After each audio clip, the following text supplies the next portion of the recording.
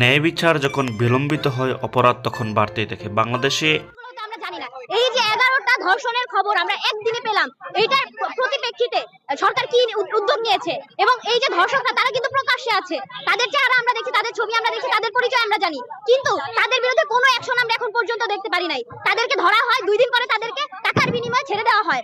আমাদের দাবি হচ্ছে ধর্ষককে সর্বোচ্চ শাস্তি জনসম্মুখে। নিজে ধর্ষণের শিকার হয়েছে সেটা কি আপনি জানেন? এবং কার দ্বারা ধর্ষণের শিকার হয়েছে সেটা জানেন? উপদেষ্টা হাসান আরিফের দ্বারা।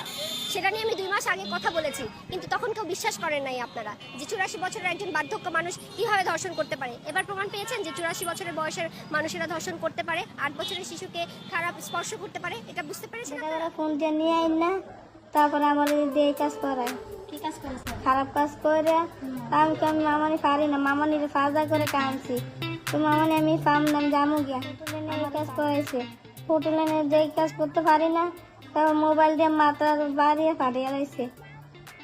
অনেক ফিরান ফিটেছে, হোটেলে না কাজ করছি দেখে, করি না দেখে ফিরেছে, বাসায় না ফিরেছে আমার কুতা দিয়ে চেষ্টা ফিডে মাজা পেটে দাও দিয়ে কাঠ দিয়ে মাথা দিয়ে বাইরে ফাটিয়ে রয়েছে।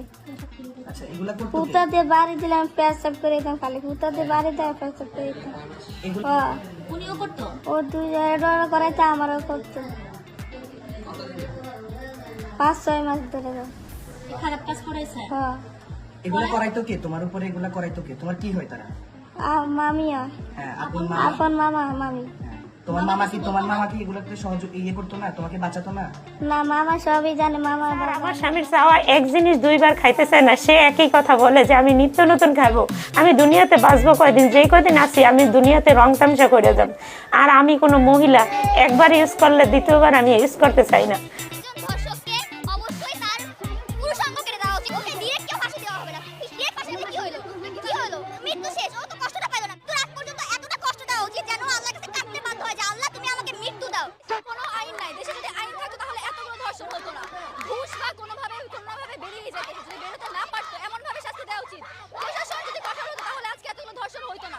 বলা হয় মেয়েদের ড্রেস আপ ঠিক করতে, ড্রেস আপ ঠিক করে নাই, যারা বোরকা পরে ওরা কেন রেপ হচ্ছে তাহলে?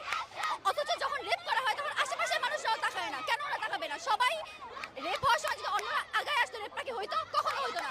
আবার বলে বাসায় বসে থাকতে মেয়েদের, তাহলে একজন বাবা মেয়েরা কোনো জায়গায় নিরাপদ। প্রশাসন যদি কঠোর হতো তাহলে আজকে আমাদের এখানে বসে থাকতে হইতো না।